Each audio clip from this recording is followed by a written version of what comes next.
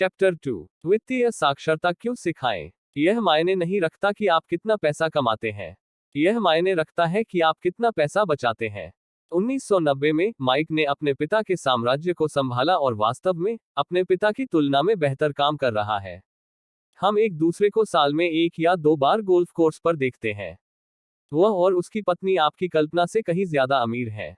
अमीर पिता का साम्राज्य अच्छे हाथों में है और माइक अब अपने बेटे को उनकी जगह लेने के लिए तैयार कर रहा है, जैसे उसके पिता ने हमें तैयार किया था। 1994 में मैं 47 साल की उम्र में सेवानिवृत्त हुआ और मेरी पत्नी किम 37 साल की थी। सेवानिवृत्ति का मतलब काम न करना नहीं है। हमारे लिए इसका मतलब है कि अप्रत्याशित विनाशकारी परिवर्तनों को छोड़कर हम काम कर सकते हैं या नहीं कर सकते हैं, और हमारी संपत्ति अपने आप बढ़ती है, मुद्रास्फीति से आगे रहती है। हमारी संपत्तियां इतनी बड़ी हैं कि वे अपने आप बढ़ सकती हैं। यह एक पेड़ लगाने जैसा है। आप इसे सालों तक सींचते हैं और फिर एक दिन उसे आपकी जरूरत नहीं रह जाती। इसकी जड़ें काफी गहराई तक जम जाती हैं। फिर पेड़ आपके आनंद के लिए छाया प्रदान करता है। माइक ने साम्राज्य चलाने का फैसला किया और मैंने रिटायर होने का फैसला किया। जब भी मैं लोगों के समूह से बात करता हूं, तो वे अक्सर पूछते हैं कि मैं उन्हें क्या करने की सलाह दूंगा। मैं कैसे शुरुआत करूं? क्या कोई किताब है जिसकी आप सलाह देंगे? मुझे अपने बच्चों को तैयार करने के लिए क्या करना चाहिए? सफलता का आपका रहस्य क्या है? मैं लाखों कैसे बना सकता हूं? जब भी मैं इनमें से कोई सवाल सुनता हूं, तो मुझे निम्नलिखित कहानी याद आती है। सबसे अमीर व्यवसाय 1923 में हमारे सबसे महान नेताओं और सबसे अमीर व्यवसायियों के एक समूह ने शिकागो के एजवाटर बीच होटल में एक बैठक की।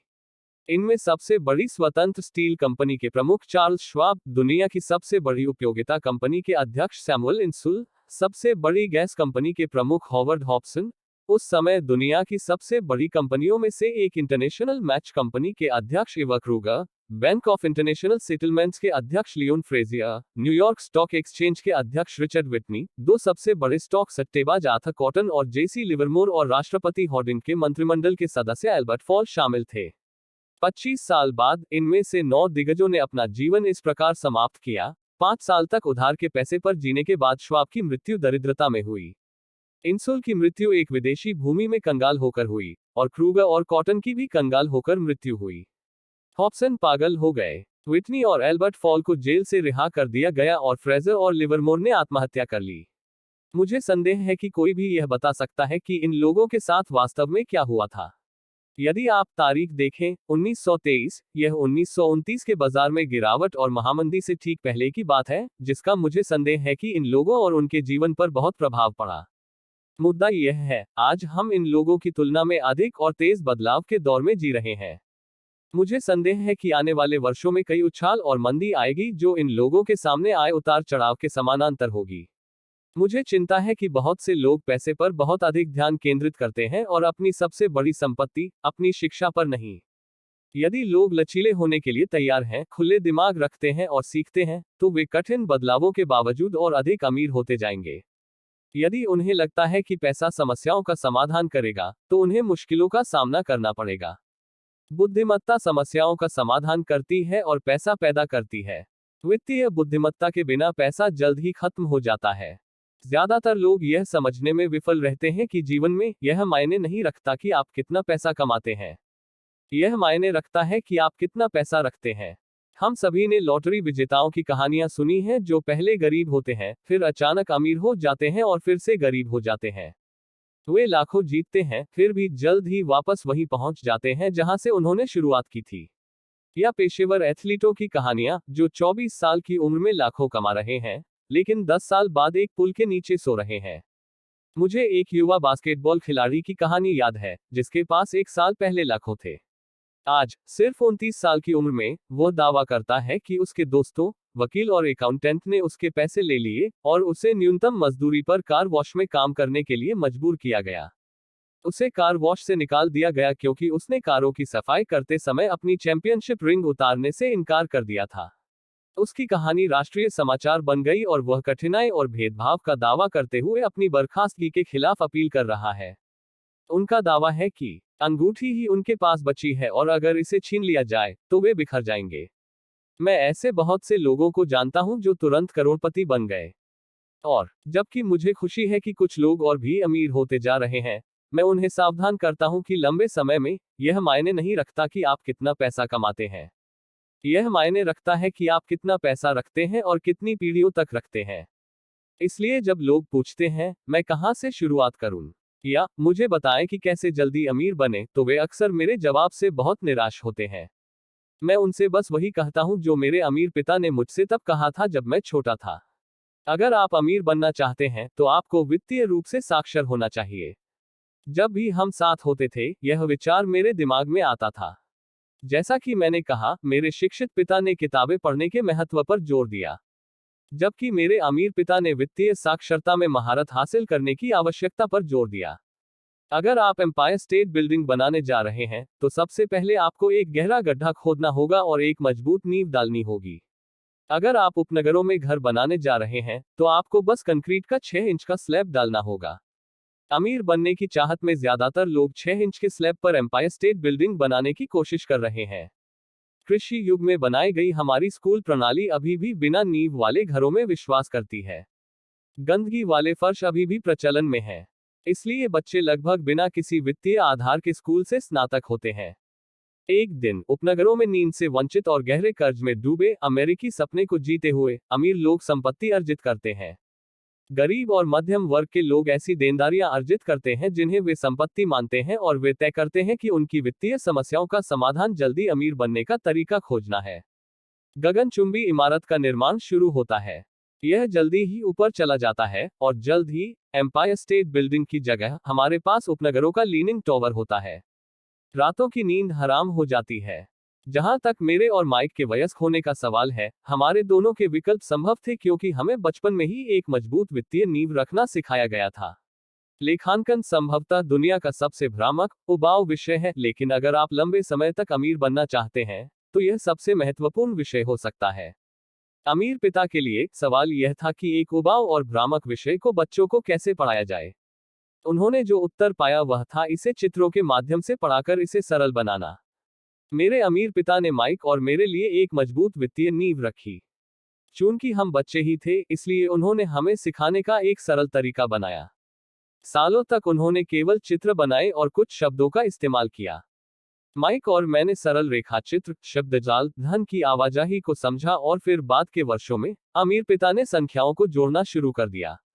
आज माइक ने बहुत अधिक जटिल और परिष्कृत लेखांकन विश्लेषण में महारत हासिल कर ली है क्योंकि उसे अपना साम्राज्य चलाने के लिए ऐसा करना पड़ा। मैं उतना परिष्कृत नहीं हूं क्योंकि मेरा साम्राज्य छोटा है। फिर भी हम एक ही सरल नींव से आते हैं। अगले पन्नों पर मैं आपको वही सरल रेखा चित्र प्रदान करता हूं जो माइक के पिता ने हमारे लिए बनाए थे। हालांकि बुनियादी उन चित्रों ने दो छोटे लड़कों को एक ठोस और गहरी नींव पर बड़ी मात्रा में धन बनाने में मार्गदर्शन करने में मदद की। नियम 1, आपको परिसंपत्ति और देयता के बीच का अंतर पता होना चाहिए और परिसंपत्तियां खरीदनी चाहिए। यदि आप अमीर बनना चाहते हैं तो आपको बस इतना ही जानना होगा। यह नियम नंबर 1 है। यह एकमात्र नियम है। यह सुनने में बेहद सरल लग सकता है, लेकिन अधिकांश लोगों को पता नहीं है कि यह नियम कितना गहरा है। अधिकांश लोग आर्थिक रूप से संघर्ष करते हैं क्योंकि उन्हें परिसंपत्ति और देयता के बीच का अंतर नहीं पता है। अमीर पिता ने कहा, अमीर लोग परिसंपत्तियां अर्जित करते हैं। गरीब और मध्यम वर्ग देयताएं अर्जित करते हैं जिन्हें वे परिसंपत्तियां समझते हैं।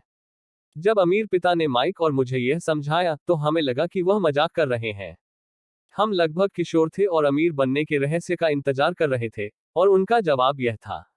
यह इतना सरल था कि हम इस पर सोचने के लिए काफी देर तक रुके रहे। परिसंपत्ति क्या है? माइक ने पूछा। अभी चिंता मत करो, अमीर पिता ने कहा। बस इस विचार को अपने अंदर समा जाने दो। यदि तुम सरलता को समझ सकते हो तो तुम्हारे जीवन की एक योजना होगी और आर्थिक रूप से आसान होगी। यह सरल है, इसीलिए विचार छूट गया। तुम्हारा मतलब है कि हमें बस यह जानना है कि संपत्ति क्या है, उसे हासिल करना है और हम अमीर हो जाएंगे। मैंने पूछा। अमीर डैडी ने अपना सिर हिलाया। यह इतना सरल है। अगर यह इतना सरल है तो हर कोई अमीर क्यों नहीं है? मैंने पूछा। अमीर डैडी मुस्कुराए। क्योंकि लोग संपत्ति और देनदारी के बीच का अंतर नहीं जानते। मुझे याद है कि मैंने पूछा था, वयस्क इतने गुमराह कैसे हो सकते हैं? अगर यह इतना सरल है, अगर यह इतना महत्वपूर्ण है, तो हर कोई क्यों नहीं जानना चाहेगा? संपत्ति और देनदारी क्या है, यह समझाने में अमीर डैडी को बस कुछ ही मिनट लगे। एक वयस्क के रूप में मुझे इसे अन्य वयस्कों को समझाने में कठिनाई होती है। विचार की सरलता उन्हें समझ में नहीं आती क्योंकि उन्हें अलग तरह से शिक्षित किया गया है। उन्हें अन्य शिक्षित पेशेवरों द्वारा पढ़ाया गया था, जैसे कि banker, accountant, real estate agent, वित्तीय योजनाकार इत्यादि। वयस्कों से सीखी हुई बातों को भूलने या फिर से बच्चे बनने के लिए कहने में कठिनाई आती है। एक बुद्धिमान वयस्क अक्सर महसूस करता है कि सरल परिभाषाओं पर ध्यान देना अपमानजनक है। अमीर पिता किस सिद्धांत में विश्वास करते थे, इसे सरल रखें, बेवकूफी, या इसे बहुत सरल रखें, इसलिए उन्होंने इसे हमारे लिए सरल रखा और इससे हमारी वित्तीय नींव मजबूत हुई। तो भ्रम की स्थिति क्या है? इतनी सरल चीज इतनी गड़बड़ कैसे हो सकती है? कोई ऐसी संपत्ति क्यों खरीदेगा जो वास्तव में एक दायित्व है? इसका उत्तर बुनियादी शिक्षा में मिलता है। हम साक्षरता शब्द पर ध्यान केंद्रित करते हैं, न कि वित्तीय साक्षरता पर। किसी चीज को परिसंपत्ति या दायित्व के रूप में परिभाषित करने वाले शब्द नहीं है। वास्तव में, यदि आप वास्तव में भ्रमित होना चाहते हैं, तो शब्दकोश में संपत्ति और देयता शब्दों को देखें। मुझे पता है कि यह परिभाषा एक प्रशिक्षित अकाउंटेंट को अच्छी लग सकती है, लेकिन औसत व्यक्ति के लिए इसका कोई मतलब नहीं है। लेकिन हम वयस्क अक्सर यह स्वीकार करने में बहुत गर्व महसूस करते हैं कि कुछ समझ में नहीं आता है। हम युवा लड़कों के लिए, अमीर पिता ने कहा, संपत्ति को परिभाषित करने वाली चीजें शब्द नहीं हैं, बल्कि संख्याएं हैं। और यदि आप संख्याएं नहीं पढ़ सकते हैं, तो आप जमीन में एक छेद से संपत्ति नहीं बता सकते। लेखा में अमीर पिता कहते थे, यह संख्याएं नहीं है, बल्कि संख्याएं आपको क्या बता रही हैं। यह सिर्फ शब्दों की तरह है। यह शब्द नहीं है, बल्कि शब्द आपको जो कहानी बता रहे हैं, वह है। यदि आप अमीर बनना चाहते हैं, तो आपको संख्याओं को पढ़ना और समझना होगा। अगर मैंने यह एक बार सुना है, तो मैंने इसे अपने अमीर पिता से 1000 बार सुना है। और मैंने यह भी सुना, अमीर लोग संपत्ति अर्जित करते हैं और गरीब और मध्यम वर्ग के लोग देयताएं अर्जित करते हैं। यहाँ बताया गया है कि संपत्ति और देयता के बीच अंतर कैसे बताया जाए। अधिकांश अकाउंटेंट और वित्तीय पेशेवर परिभाषाओं से सहमत नहीं हैं, लेकिन ये सरल चित्र दो युवा लड़कों के लिए मजबूत वित्तीय नींव की शुरुआत थे। एक संपत्ति मेरी जेब में पैसा डालती है, जबकि लायबिलिटी मेरी जेब से पैसा निकालती है। यह एक परिसंपत्ति का नकदी प्रवाह पैटर्न है। आरेख का शीर्ष भाग एक आय विवरण है, जिसे अक्सर लाभ हानि विवरण कहा जाता है। यह आय और व्यय को मापता है, पैसा आना और पैसा जाना। आरेख का निचला भाग एक बैलेंस शीट है।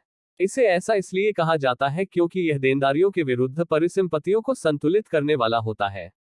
कई वित्तीय नौसिखिए आय विवरण और बैलेंस शीट के बीच के संबंध को नहीं जानते हैं, और उस संबंध को समझना महत्वपूर्ण है। इसलिए जैसा कि मैंने पहले कहा, मेरे अमीर पिता ने दो युवा लड़कों से कहा कि संपत्ति आपकी जेब में पैसा डालती है। अच्छा, सरल और प्रयोग करने योग्य। यह एक देयता का नकदी प्रवाह पैटर्न है। अब जब परिसंपत्तियों और देनदारियों को चित्रों के माध्यम से परिभाषित किया गया है, तो शब्दों में मेरी परिभाषाओं को समझना आसान हो सकता है। एक परिसंपत्ति वह है जो मेरी जेब में पैसा डालती है। एक देयता वह है जो मेरी जेब से पैसा निकालती है। यह वास्तव में आपको जानने की जरूरत है। यदि आप अमीर बनना चाहते हैं, तो बस अपना जीवन संपत्ति खरीदने में बिताएं। यदि आप गरीब या मध्यम वर्ग बनना चाहते हैं, तो अपना जीवन देनदारियां खरीदने में बिताएं। शब्दों और संख्याओं दोनों में निरक्षरता वित्तीय संघर्ष की नींव है।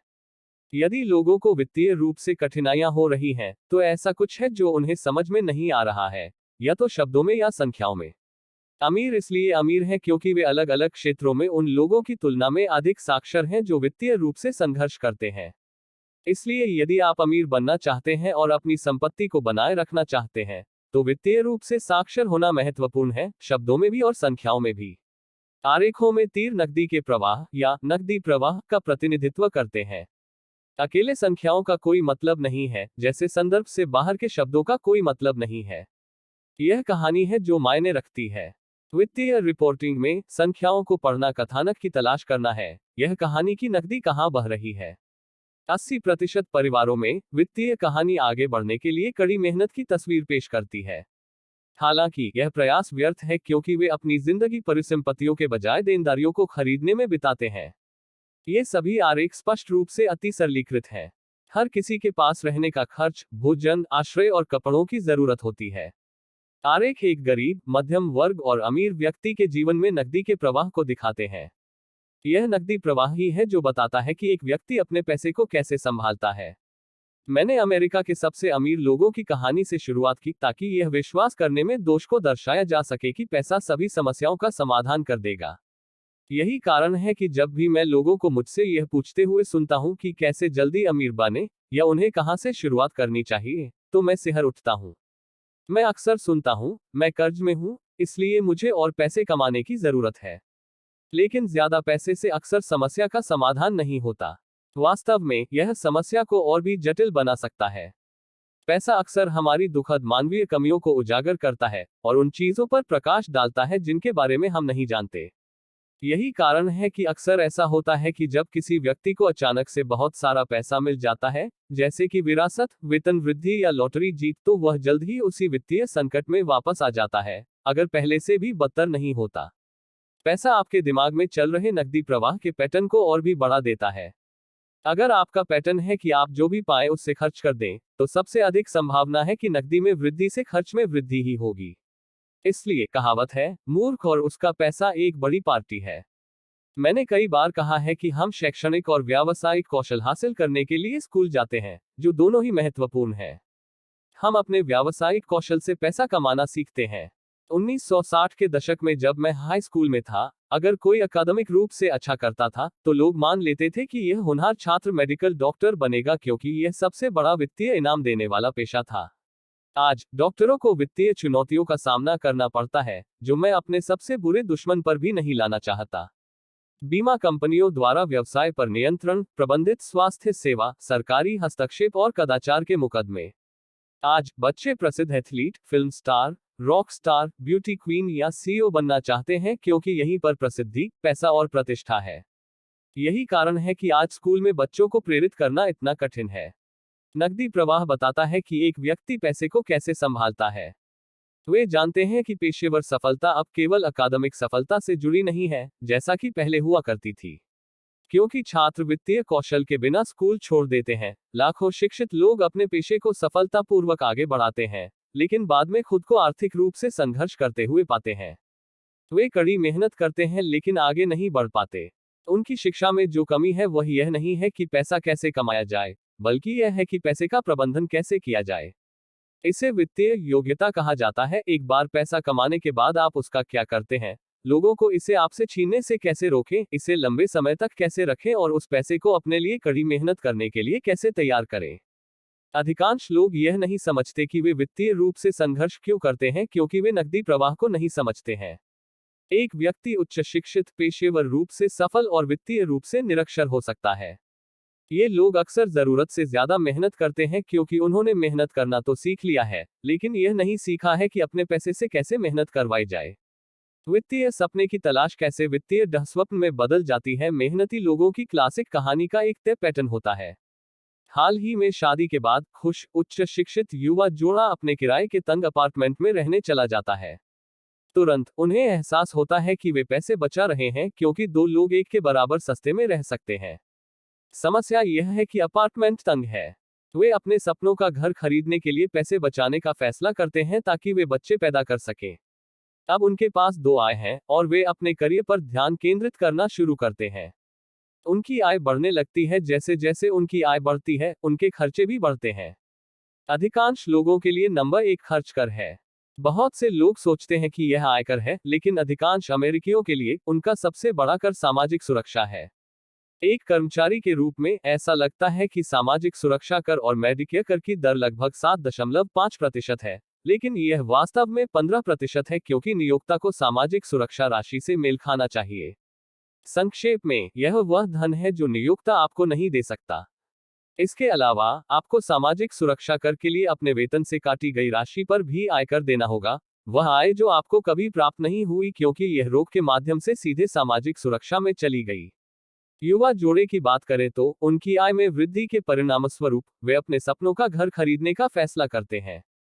अपने घर में आने के बाद उनके पास एक नया कर होता है जिसे संपत्ति कर कहा जाता है।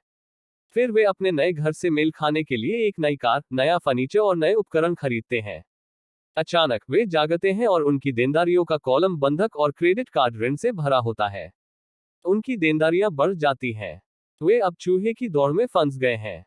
बहुत जल्द एक बच्चा आ जाता है और वे कड़ी मेहनत करते हैं। प्रक्रिया खुद को दोहराती है, उच्च आय उच्च करों का कारण बनती है, जिसे ब्रैकेट रेंगना भी कहा जाता है। एक क्रेडिट कार्ड मेल में आता है। वे इसका उपयोग करते हैं और इसे अधिकतम करते हैं। एक ऋण कंपनी कॉल करती है और कहती है कि उनकी सबसे बड़ी संपत्ति, उनके घर का मूल्य बढ़ गया है। क्योंकि उनका क्रेडिट बहुत अच्छा है, कंपनी बिल समेकन ऋण प्रदान करती है और उन्हें बताती है कि उन्हें क्या करना चाहिए, यह स्पष्ट है। अपने क्रेडिट कार्ड का भुगतान करके उच्च ब्याज वाले उपभोक्ता ऋण से छुटकारा पा सकते हैं। और इसके अलावा उनके घर पर ब्याज कर कटौती है। वे इसके लिए जाते हैं और उच्च ब्याज वाले क्रेडिट कार्ड का भुगतान करते हैं। वे राहत की सांस लेते हैं। उनके क्रेडिट कार्ड का भुगतान हो चुका है। उन्होंने अब अपने उपभोक्ता ऋण को अपने घर के बंधक में बदल दिया है। उनके भुगतान कम हो जाते हैं क्योंकि वे अपने ऋण को 30 वर्षों तक बढ़ाते हैं। ऐसा करना समझदारी भरा काम है। उनके पड़ोसी उन्हें शॉपिंग पर जाने के लिए आमंत्रित करने के लिए कॉल करते हैं। मेमोरियल डे सेल चल रही है। वे खुद से वादा करते हैं कि वे बस विंडो शॉपिंग करेंगे, लेकिन वे क्रेडिट कार्ड लेते हैं बस मामले की जांच के लिए। मैं इस युवा जोड़े से हर समय मिलता रहता हूं। उनके नाम बदलते हैं, लेकिन उनकी वित्तीय दुविधा एक ही है। वे मेरी एक बातचीत में आते हैं, सुनने के लिए कि मुझे क्या कहना है। वे मुझसे पूछते हैं, क्या आप हमें बता सकते हैं कि अधिक पैसे कैसे कमाए जा सकते हैं? वे यह नहीं समझते कि उनकी परेशानी असल में यह है कि वे अपने पास मौजूद पैसे को कैसे खर्च करना चुनते हैं। यह वित्तीय अशिक्षा और परिसंपत्ति और देनदारी के बीच अंतर को न समझने के कारण होता है। अधिक पैसा शायद ही कभी किसी की पैसे की समस्याओं को हल करता है। बुद्धिमत्ता समस्याओं को हल करती है। एक कहावत है जो मेरा एक दोस्त कर्ज में डूबे लोगों से बार बार कहता है, अगर आपको लगता है कि आपने खुद को गड्ढे में खोद लिया है, तो खुदाई बंद कर दें। बचपन में मेरे पिताजी अक्सर हमें बताया करते थे कि जापानी 3 शक्तियों से अवगत थे: तलवार, रत्न और दर्पण की शक्ति। तलवार हथियारों की शक्ति का प्रतीक है। अमेरिका ने हथियारों पर खरबों डॉलर खर्च किए हैं और इस वजह से दुनिया में एक शक्तिशाली सैन्य उपस्थिति है। रत्न पैसे की शक्ति का प्रतीक है। इस कहावत में कुछ हद तक सच्चाई है। सुनहरे नियम को याद रखें। जिसके पास सोना है वह नियम बनाता है। दर्पण आत्मज्ञान की शक्ति का प्रतीक है। जापानी किंवदंती के अनुसार यह आत्मज्ञान तीनों में से सबसे अधिक बहुमूल्य था। अक्सर गरीब और मध्यम वर्ग पैसे की शक्ति को खुद पर नियंत्रण करने देता है।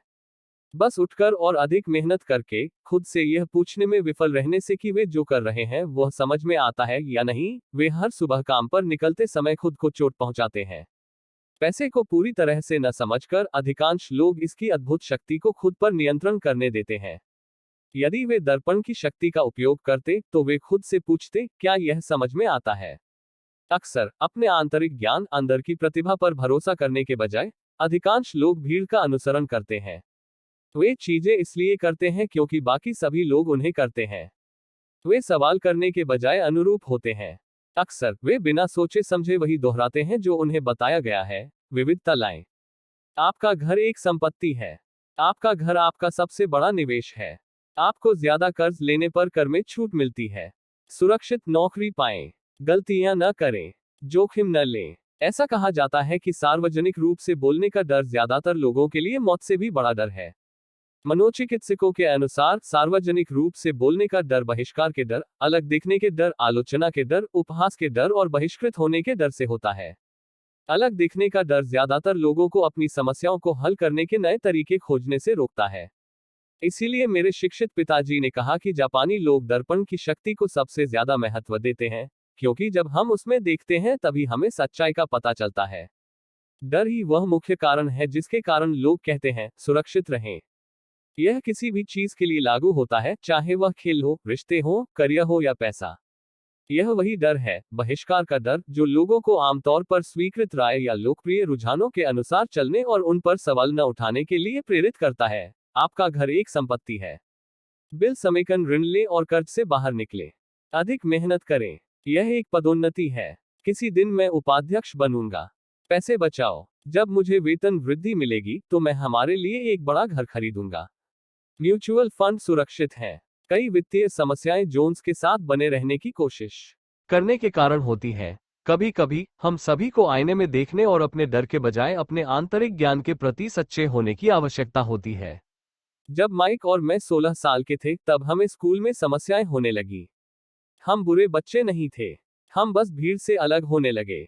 हम स्कूल के बाद और सप्ताहांत पर माइक के पिता के लिए काम करते थे।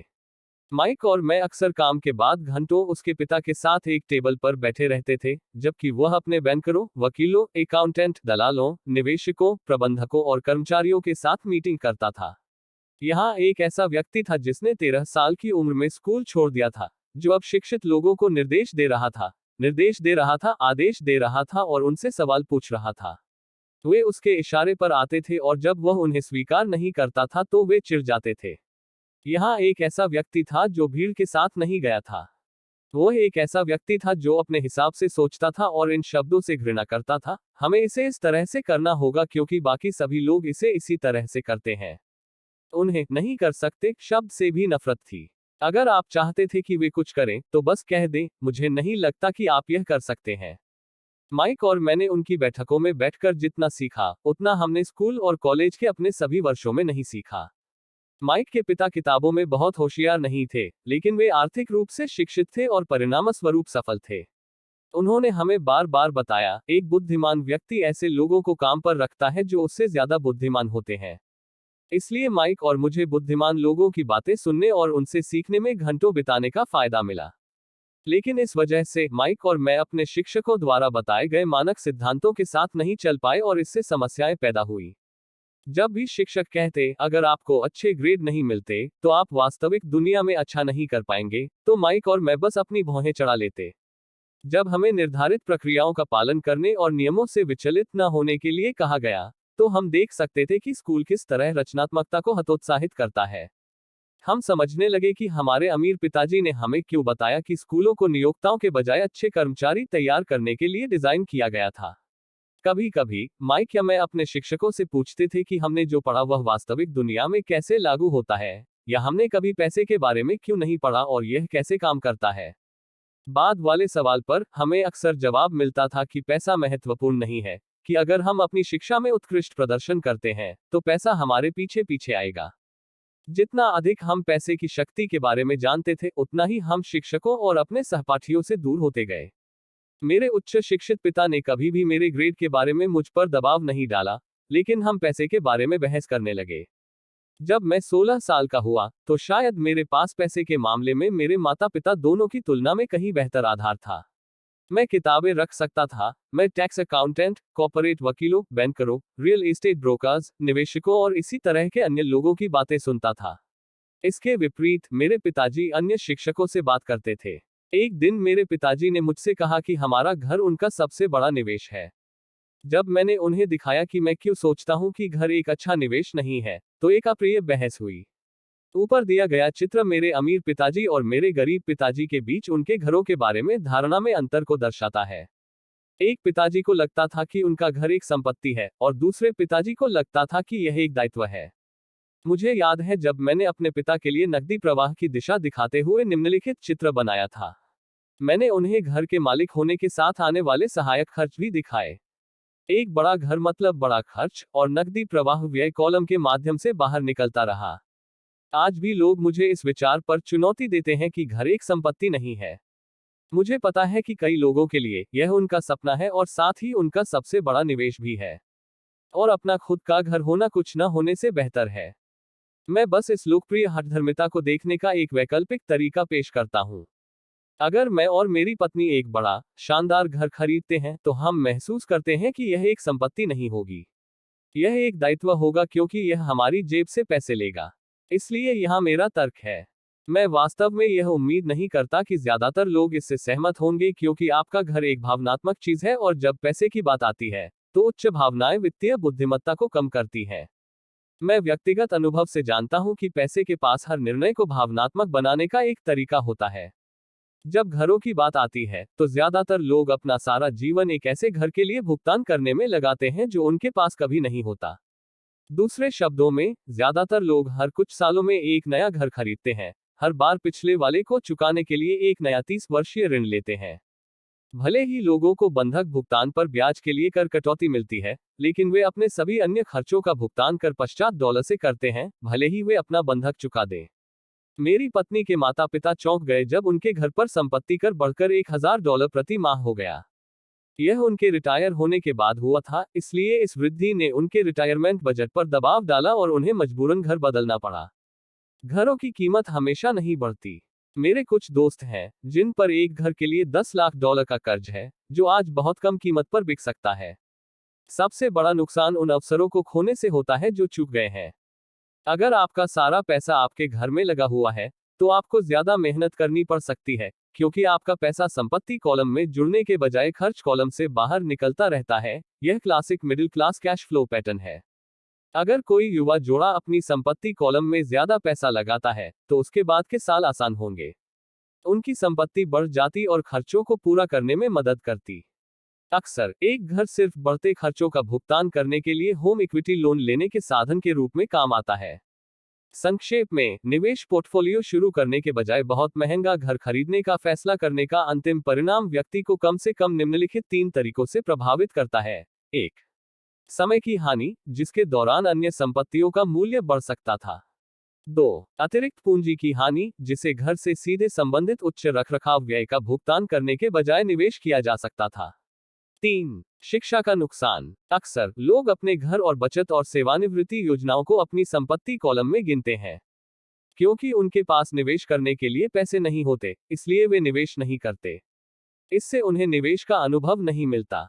अधिकांश लोग कभी भी वह नहीं बन पाते जिसे निवेश की दुनिया परिष्कृत निवेशक कहती है। और सबसे अच्छे निवेश आमतौर पर पहले परिष्कृत निवेशकों को बेचे जाते हैं, जो फिर उन्हें सुरक्षित खेलने वाले लोगों को बेच देते हैं। मैं यह नहीं कह रहा हूं कि घर न खरीदें। मैं जो कह रहा हूं वह यह है कि आपको संपत्ति और देनदारी के बीच का अंतर समझना चाहिए। जब बड़ा घर चाहिए होता है, तो मैं सबसे पहले ऐसी संपत्तियां खरीदता हूं जो घर के लिए भुगतान करने के लिए नकदी प्रवाह उत्पन्न करेगी। मेरे शिक्षित पिता का व्यक्तिगत वित्तीय विवरण सबसे अच्छा दर्शाता है कि चूहे की दौड़ में फंसे किसी व्यक्ति का जीवन कैसा होता है। उसके खर्चे उसकी आय से मेल खाते हैं, जिससे उसे संपत्ति में निवेश करने के लिए कभी भी पर्याप्त बचत नहीं होती। नतीजतन उसकी देनदारियां उसकी संपत्ति से बड़ी हैं। बाईं ओर दिया गया निम्न आरेख मेरे गरीब पिता की आय का विवरण दर्शाता है। यह हजारों शब्दों के बराबर है। यह दर्शाता है कि उनकी आय और व्यय बराबर हैं, जबकि उनकी देनदारियां उनकी परिसंपत्तियों से ज्यादा हैं। दाईं ओर मेरे अमीर पिता का व्यक्तिगत वित्तीय विवरण निवेश करने और देनदारियों को कम करने के लिए समर्पित जीवन के परिणामों को दर्शाता है। अमीर क्यों अमीर होते जाते हैं? मेरे अमीर पिता के वित्तीय विवरण की समीक्षा से पता चलता है कि अमीर क्यों अमीर होते जाते हैं। परिसंपत्ति कॉलम खर्चों को कवर करने के लिए पर्याप्त से अधिक आय उत्पन्न करता है। शेष राशि को परिसंपत्ति कॉलम में फिर से निवेश किया जाता है। परिसंपत्ति कॉलम बढ़ता रहता है और इसलिए इससे होने वाली आय भी इसके साथ बढ़ती है। इसका परिणाम यह होता है कि अमीर और अमीर होते जाते हैं। मध्यम वर्ग संघर्ष क्यों करता है? मध्यम वर्ग खुद को लगातार वित्तीय संघर्ष की स्थिति में पाता है। उनकी प्राथमिक आय उनके वेतन से होती है। जैसे जैसे उनका वेतन बढ़ता है, वैसे वैसे उनके कर भी बढ़ते हैं। उनके खर्चे उनके वेतन वृद्धि के अनुपात में बढ़ते हैं। इसलिए चूहा दौड़ वाक्यांश, वे अपने घर को आय उत्पादक परिसंपत्तियों में निवेश करने के बजाय अपनी प्राथमिक संपत्ति मानते हैं। अपने घर को निवेश के रूप में मानने का यह पैटर्न और यह दर्शन की वेतन वृद्धि का मतलब है कि आप एक बड़ा घर खरीद सकते हैं या अधिक खर्च कर सकते हैं, आज के कर्ज में डूबे समाज की नींव है। बढ़ा हुआ खर्च परिवारों को अधिक कर्ज और अधिक वित्तीय अनिश्चितता में डाल देता है, भले ही वे अपनी नौकरियों में तरक्की कर रहे हों और नियमित आधार पर वेतन वृद्धि प्राप्त कर रहे हों। यह कमजोर वित्तीय शिक्षा के कारण उच्च जोखिम वाला जीवन है। हाल के दिनों में नौकरियों का बड़े पैमाने पर नुकसान यह साबित करता है कि मध्यम वर्ग वास्तव में वित्तीय रूप से कितना अस्थिर है। कंपनी पेंशन योजनाओं को 401 योजनाओं द्वारा प्रतिस्थापित किया जा रहा है। सामाजिक सुरक्षा स्पष्ट रूप से संकट में है और सेवानिवृत्ति के स्रोत के रूप में इस पर भरोसा नहीं किया जा सकता है। मध्यम वर्ग में घबराहट फैल गई है। आज म्यूचुअल फंड लोकप्रिय हैं क्योंकि वे कथित तौर पर सुरक्षा का प्रतिनिधित्व करते हैं। औसत म्यूचुअल फंड खरीदार करों और बंधकों का भुगतान करने, अपने बच्चों के कॉलेज के लिए बचत करने और क्रेडिट कार्ड का भुगतान करने के लिए काम में बहुत व्यस्त हैं। उनके पास निवेश का अध्ययन करने का समय नहीं है, इसलिए वे म्यूचुअल फंड के प्रबंधक की विशेषज्ञता पर भरोसा करते हैं। साथ ही क्योंकि म्यूचुअल फंड में कई अलग अलग प्रकार के निवेश शामिल हैं, उन्हें लगता है कि उनका पैसा सुरक्षित है क्योंकि यह विविध है। यह शिक्षित मध्यम वर्ग म्यूचुअल फंड ब्रोकर्स और वित्तीय योजनाकारों द्वारा बताए गए सिद्धांत का समर्थन करता है, सुरक्षित रहें, जोखिम से बचें। वास्तविक त्रासदी यह है कि प्रारंभिक वित्तीय शिक्षा की कमी औसत मध्यम वर्ग के लोगों के सामने आने वाले जोखिम को जन्म देती है। उन्हें सुरक्षित खेलना पड़ता है क्योंकि उनकी वित्तीय स्थिति सबसे खराब है। उनकी बैलेंस शीट संतुलित नहीं है। इसके बजाय वे देनदारियों से लदे होते हैं और उनके पास ऐसी कोई वास्तविक संपत्ति नहीं होती जिससे आय हो। आमतौर पर उनकी आय का एकमात्र स्रोत उनका वेतन होता है। उनकी आजीविका पूरी तरह से उनके नियोक्ता पर निर्भर हो जाती है। इसलिए जब वास्तविक जीवन भर के सौदे सामने आते हैं तो ये लोग उनका फायदा नहीं उठा पाते क्योंकि वे बहुत मेहनत कर रहे होते हैं, उन पर अधिकतम कर लगाया जाता है और वे कर्ज में डूबे होते हैं। जैसा कि मैंने इस खंड की शुरुआत में कहा था, सबसे महत्वपूर्ण नियम एक परिसंपत्ति और देयता के बीच अंतर जानना है। एक बार जब आप अंतर समझ जाते हैं तो अपने प्रयासों को आय उत्पादक संपत्ति खरीदने पर केंद्रित करें। यह एक रास्ते पर शुरू करने का सबसे अच्छा तरीका है। अमीर बनने के लिए ऐसा करते रहें और आपकी संपत्ति का कॉलम बढ़ता जाएगा। देनदारियों और खर्चों को कम रखें ताकि संपत्ति कॉलम में डालने के लिए अधिक पैसा उपलब्ध हो। जल्द ही संपत्ति का आधार इतना गहरा हो जाएगा कि आप अधिक सट्टा निवेशों पर विचार कर सकते हैं। निवेश जिसमें 100% से अनंत तक रिटर्न हो सकता है। $5,000 का निवेश जो जल्द ही $1 मिलियन या उससे अधिक में बदल जाता है। निवेश जिसे मध्यम वर्ग बहुत जोखिम भरा कहता है। वित्तीय रूप से साक्षर लोगों के लिए यह निवेश जोखिम भरा नहीं है। एक कर्मचारी के रूप में जो एक घर का मालिक भी है, आपके काम करने के प्रयास आमतौर पर इस प्रकार हैं। 1. आप कंपनी के लिए काम करते हैं। कर्मचारी अपने व्यवसाय के मालिक या शेयरधारकों को अमीर बनाते हैं, खुद को नहीं। आपके प्रयास और सफलता मालिक की सफलता और सेवानिवृत्ति के लिए सहायता करेंगे। 2. आप सरकार के लिए काम करते हैं। सरकार आपके वेतन से अपना हिस्सा ले लेती है, इससे पहले कि आप इसे देखें। कड़ी मेहनत करके आप बस सरकार द्वारा लिए जाने वाले करों की राशि बढ़ाते हैं। ज्यादातर लोग जनवरी से मई तक सिर्फ सरकार के लिए काम करते हैं। 3. आप बैंक के लिए काम करते हैं। करों के बाद आपका अगला सबसे बड़ा खर्च आमतौर पर आपका बंधक और क्रेडिट कार्ड ऋण होता है। सिर्फ कड़ी मेहनत करने की समस्या यह है कि इन तीनों स्तरों में से प्रत्येक आपके बढ़े हुए प्रयासों का एक बड़ा हिस्सा लेता है। आपको यह सीखने की जरूरत है कि आपके बढ़े हुए प्रयासों से आपको और आपके परिवार को सीधे तौर पर कैसे फायदा हो। एक बार जब आपने अपने खुद के व्यवसाय पर ध्यान केंद्रित करने का फैसला कर लिया है, एक बड़ी तनख्वाह के बजाय संपत्ति अर्जित करने पर अपने प्रयासों को केंद्रित करना, तो आप अपने लक्ष्य कैसे निर्धारित करते हैं। ज्यादातर लोगों को अपनी नौकरी बनाए रखनी चाहिए और अपनी संपत्ति अर्जित करने के लिए अपने वेतन पर निर्भर रहना चाहिए। जैसे जैसे उनकी संपत्ति बढ़ती है, वे अपनी सफलता की सीमा को कैसे मापते हैं। किसी को कब पता चलता है कि वह अमीर है, कि उसके पास धन है। संपत्ति और देनदारियों के लिए मेरी अपनी परिभाषाएं होने के साथ साथ मेरे पास धन के लिए भी अपनी परिभाषा है। दरअसल मैंने इसे आर. बकमिनिस्टर फुलर नामक एक व्यक्ति से उधार लिया है। कुछ लोग उन्हें ढोंगी कहते हैं और कुछ लोग उन्हें जीनियस कहते हैं।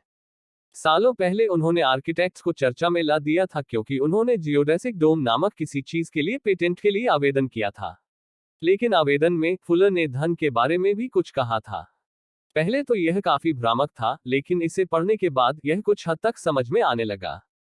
धन किसी व्यक्ति की इतने दिनों तक जीवित रहने की क्षमता है, या अगर मैं आज काम करना बंद कर दूं, तो मैं कितने समय तक जीवित रह सकता हूं। नेट वर्थ के विपरीत आपकी संपत्ति और देनदारियों के बीच का अंतर, जो अक्सर किसी व्यक्ति के महंगे कबाड़ और चीजों के मूल्य के बारे में राय से भरा होता है, यह परिभाषा वास्तव में सटीक माप विकसित करने की संभावना पैदा करती है। अब मैं माप सकता था और जान सकता था कि मैं वित्तीय रूप से स्वतंत्र होने के अपने लक्ष्य के संदर्भ में कहां था। हालांकि नेट वर्थ में अक्सर गैर नकदी उत्पादक संपत्तियां शामिल होती हैं, जैसे कि आपके द्वारा खरीदा गया सामान जो अब आपके गराज में पड़ा है। धन मापता है कि आपका पैसा कितना पैसा कमा रहा है और इसलिए आपकी वित्तीय उत्तरजीविता। धन व्यय कॉलम की तुलना में परिसंपत्ति कॉलम से नकदी प्रवाह का माप है। आइए एक उदाहरण का उपयोग करें। मान लीजिए कि मेरी परिसंपत्ति कॉलम से हर महीने $1,000 की नकदी आती है और मेरे मासिक खर्च $2,000 है। मेरी संपत्ति क्या है? आइए बकमिनिस्टर फुलर की परिभाषा पर वापस जाएं। उनकी परिभाषा का उपयोग करते हुए मैं कितने दिन आगे तक जीवित रह सकता हूं? 30 दिन का महीना मानकर मेरे पास आधे महीने के लिए पर्याप्त नकदी प्रवाह है। जब मैं अपनी परिसंपत्तियों से हर महीने $2,000 की नकदी प्राप्त कर लूंगा, तब मैं अमीर हो जाऊंगा। इसलिए जब तक मैं अमीर नहीं हूं, मैं अमीर हूं। अब मेरे पास हर महीने परिसंपत्तियों से आय होती है जो मेरे मासिक खर्चों को पूरी तरह से कवर करती है। अगर मैं अपने खर्चों को बढ़ाना चाहता हूं, तो मुझे सबसे पहले अपने नकदी प्रवाह को बढ़ाना होगा ताकि संपत्ति का यह स्तर बना रहे। यह भी ध्यान दें कि यह वह बिंदु है जहां मैं अब अपने वेतन पर निर्भर नहीं हूं। मैंने एक परिसंपत्ति कॉलम बनाने पर ध्यान केंद्रित किया है और इसमें सफल भी रहा हूं, जिसने मुझे आर्थिक रूप से स्वतंत्र बनाया है। अगर मैं आज अपनी नौकरी छोड़ दूं, तो मैं अपनी परिसंपत्तियों से होने वाले नकदी प्रवाह से अपने मासिक खर्चों को पूरा कर पाऊंगा। मेरा अगला लक्ष्य अपनी परिसंपत्तियों से होने वाले अतिरिक्त नकदी प्रवाह को परिसंपत्ति कॉलम में फिर से निवेशित करना होगा।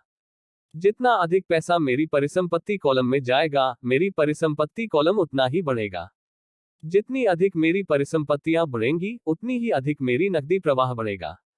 और जब तक मैं अपने खर्चों को इन परिसंपत्तियों से होने वाले नकदी प्रवाह से कम रखता हूं, मैं अपने शारीरिक श्रम के अलावा अन्य स्रोतों से अधिक आय के साथ अमीर होता जाऊंगा। जैसे जैसे यह पुनर्निवेश प्रक्रिया जारी रहेगी, मैं अमीर बनने की राह पर हूं। बस इस सरल अवलोकन को याद रखें। अमीर लोग परिसंपत्तियां खरीदते हैं। गरीबों के पास केवल खर्च होते हैं। मध्यम वर्ग देनदारियां खरीदता है, जिन्हें वे परिसंपत्तियां समझते हैं। तो मैं अपना काम खुद कैसे शुरू करूं? इसका जवाब क्या है? अगले अध्याय में मैकडॉनल्ड्स के संस्थापक की बात सुनिए।